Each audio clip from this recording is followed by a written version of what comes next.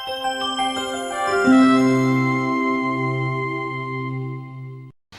aspirants, welcome to Career Launcher UPSC CSAT YouTube channel.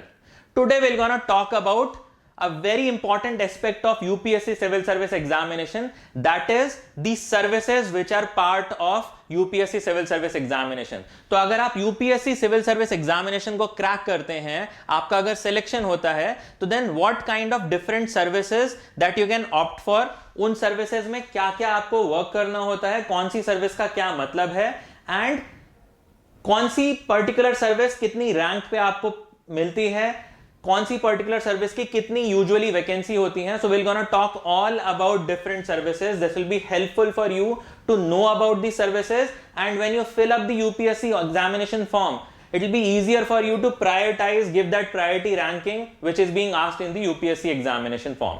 Okay, so let's start. So in UPSC Civil Service Examination, there are three types of vacancies that came in. One is all India services, उसके बाद आती हैं group A civil services, और उसके बाद आती हैं group B civil services. तो ये क्या सर्विसेज हैं, क्या डिफरेंस है? तो अगर मैं ऑल इंडिया सर्विसेज की बात करूं तो इसमें तीन तरह की सर्विसेज आती हैं. One is your IAS, Indian administrative services. Second is your Indian police services, IPS. And third is Indian forest services. Indian forest services के लिए just note down, there is an separate examination. IFOS का एक अलग से civil service examination लेती है, जिसका prelims same है. जो सिविल सर्विस एग्जामिनेशन का प्रीलिम्स होता है वही इंडियन फॉरेस्ट सर्विस एग्जामिनेशन का प्रीलिम्स होता है. उसके बाद मेंस अलग अलग हो जाता है. सो ऑल इंडिया सर्विसेज तीन सर्विसेज हैं यूपीएससी के थ्रू, जहां पे आपका रिक्रूटमेंट होता है थ्रू एग्जामिनेशन. सो दो सर्विसेज आईएएस एंड आईपीएस आपका सिविल सर्विस एग्जामिनेशन के थ्रू रिक्रूटमेंट होता है, और इंडियन फॉरेस्ट सर्विसेज का आईएफओएस का अलग एग्जामिनेशन होता है जिसके थ्रू रिक्रूटमेंट होता है, बट प्रीलिम्स दोनों का सेम होता है. अब थोड़ा सा आगे बढ़ते हैं, ग्रुप ए सर्विसेज की बात करते हैं. तो अगर हम ग्रुप ए सिविल सर्विसेज की बात करें तो इसमें आपका Indian foreign services, IRS, Indian audit and account services, defence account services, Indian revenue services, Indian postal services, railway traffic services, railway protection force, जितनी भी सर्विसेज आपने ये सुनी है, ये सारी की सारी जो लिस्टेड हैं आपके सामने यहाँ पे स्क्रीन पे, they all are under group A civil services. इसके बाद आती हैं group B services. Group B services कौन सी होती हैं? यूनियन टेरिटरीज में जो सिविल सर्विसेज होती हैं एंड जो पुलिस सर्विसेज होती हैं. बेसिकली दिल्ली, अंडमान निकोबार, लक्षद्वीप, ये जो यूनियन टेरिटरीज हैं, यहाँ पे जो सिविल सर्विसेज होती हैं और जो पुलिस सर्विसेज होती हैं, ये इसका पार्ट होती हैं. और इसके अलावा arm forces headquarter civil services, ये भी इसका पार्ट होती है. तो ग्रुप बी सर्विसेज की अगर हम बात करें तो हम बोलते हैं DANICS and DANIPS. Okay, so which is basically civil services of Delhi, Andaman Nicobar island, Lakshadweep, Daman and Diu and Dadra and Nagar Haveli. And DANIPS क्या हो गया आपका? इन सेम स्टेट्स की यूनियन टेरिटरीज की पुलिस सर्विसेज. इसके अलावा पौंडीचेरी की सिविल सर्विसेज एंड पौंडीचेरी की पुलिस सर्विसेज, ये सारी सेंट्रल गवर्नमेंट के अंडर आती है. तो इसलिए ये सारी की सारी इनका recruitment will be done through civil service examination. Now let's understand these services in a little more detailed way so that you have that knowledge कि किस सर्विस में क्या वर्क होता है, किस तरह से वो सर्विसेज होती है.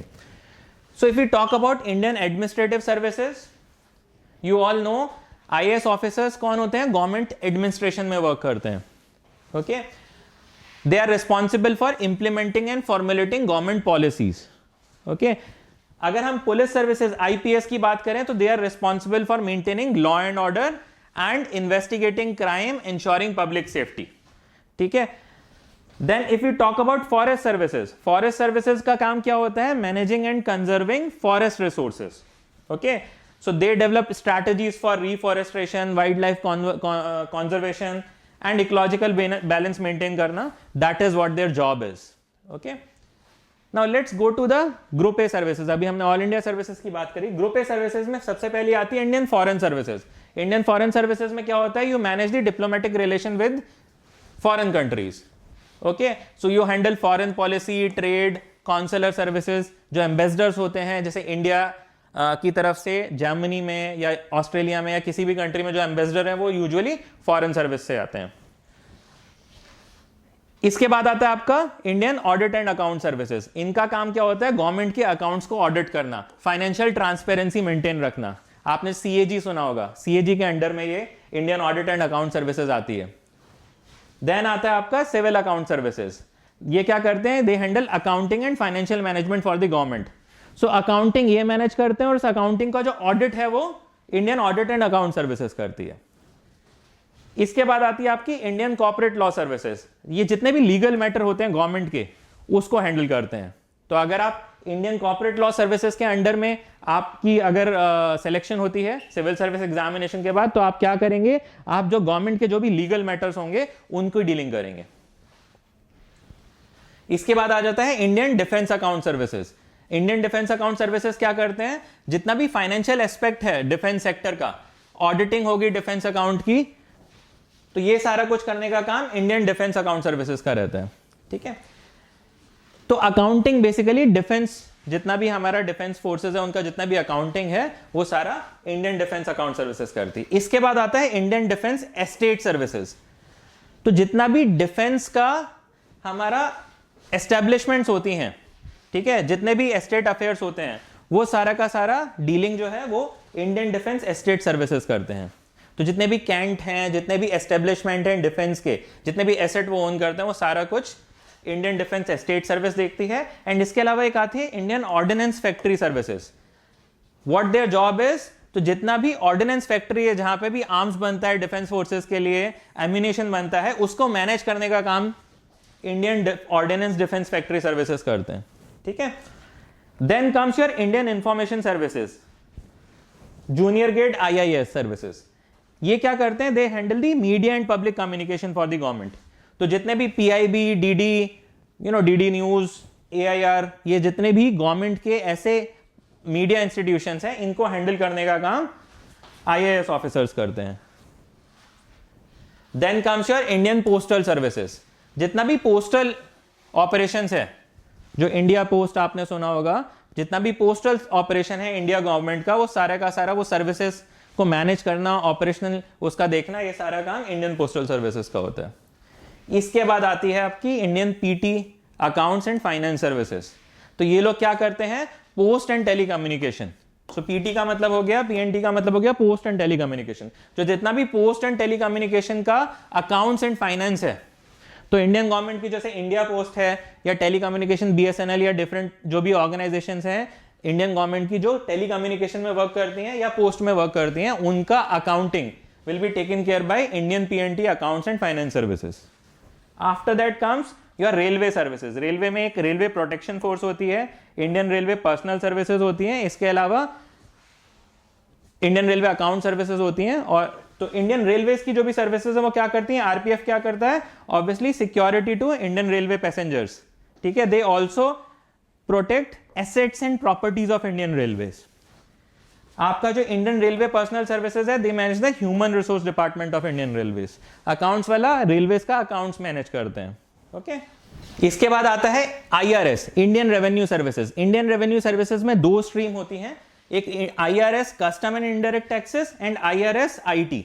IRS IT जो होता है वो income tax administration and revenue collection में वर्क करते हैं, एंड जो IRS custom and indirect taxes होते हैं वो tax administration and customs indirect taxes में वर्क करते हैं। तो बेसिकली जितना भी आपका इंपोर्ट एक्सपोर्ट कस्टम से रिलेटेड टैक्सेशन है वो सारा कुछ हैंडल होता है IRS कस्टम इनडायरेक्ट टैक्सेस के थ्रू।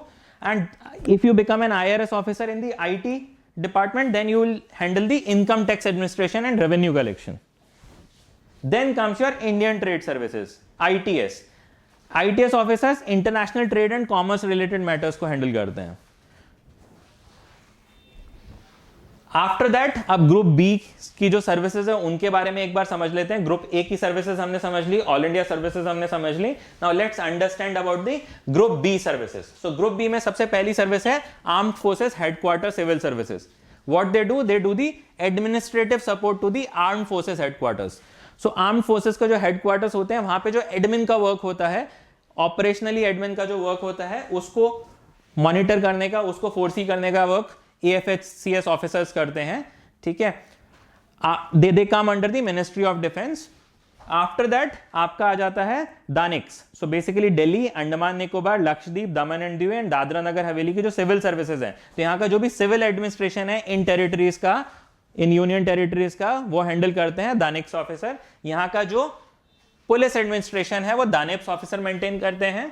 एंड जो सेम पॉन्डेक्स एंड पॉन्डेप्स में क्या होता है, पौंडीचेरी का जो भी एडमिनिस्ट्रेशन सिविल एडमिनिस्ट्रेशन है वो पौंडीचेरी सिविल सर्विसेज के ऑफिसर्स हैंडल करते हैं, and police administration Pondicherry police services के जो सिलेक्टेड कैंडिडेट्स होते हैं वो उसको मेंटेन करते हैं। नाउ लेट्स आल्सो अंडरस्टैंड कि किस पर्टिकुलर स्ट्रीम में, किस पर्टिकुलर सर्विस में कितनी पोस्ट आती हैं। यहां पे सारी सर्विसेज का मैंने नहीं दिया है, क्लब कर दिया है ग्रुप ए सर्विसेज को, बिकॉज इट्स वेरी डिफिकल्ट सारा अलग अलग बताना। So you will get an idea.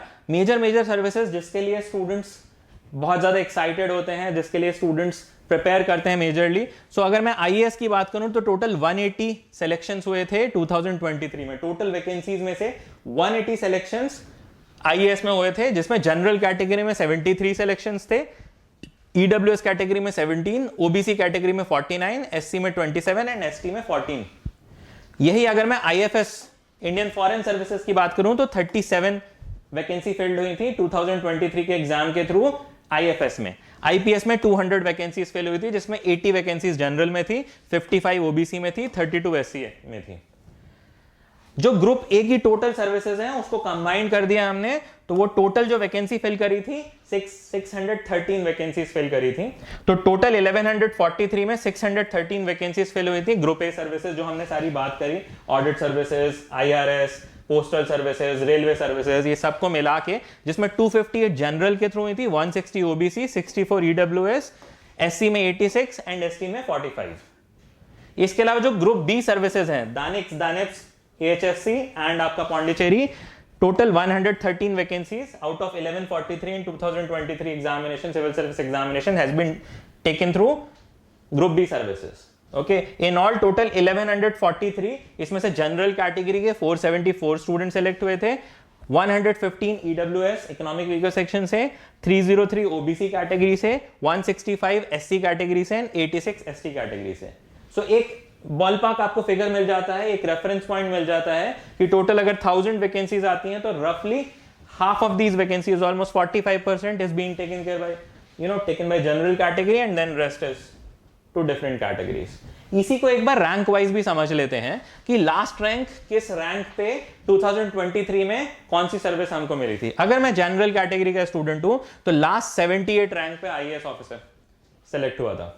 Okay, 2023 examination की हम बात कर रहे हैं। आईपीएस 232 रैंक पे लास्ट सेलेक्ट हुआ था एंड आईएफएस 115 रैंक पे लास्ट सेलेक्ट हुआ था।